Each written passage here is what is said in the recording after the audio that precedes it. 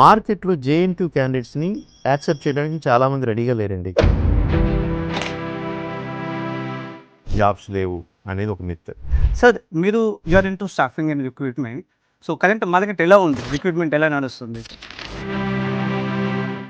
మార్కెట్‌లో చెప్పేదంతా మిత్తులానే ఉంది. ఇక్కడ యూ మీన్ ఆపర్చునిటీస్ ఉన్నాయి. But you not able to find the right suitable వస్తాయి. Okay.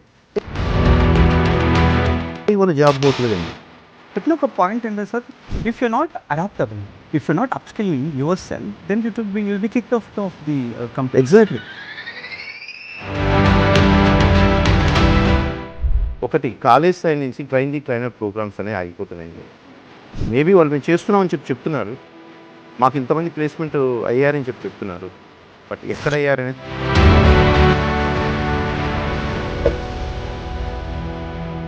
These many people are upskilled but how many are in job?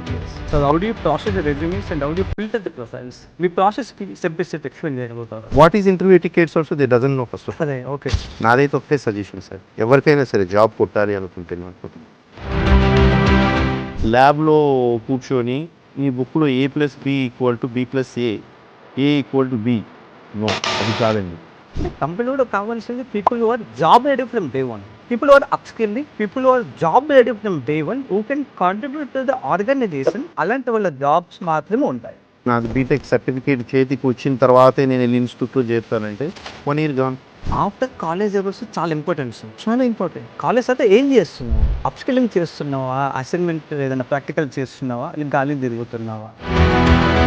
ఒక లే ఆఫ్ జరిగిన ఎంప్లాయీ మైండ్ సెట్ ఎలా ఉంటుంది? వాళ్ళు అక్కడి నుంచి బయటకు వచ్చి జాబ్ క్రాక్ చేయడానికి ఏం చేయాలి?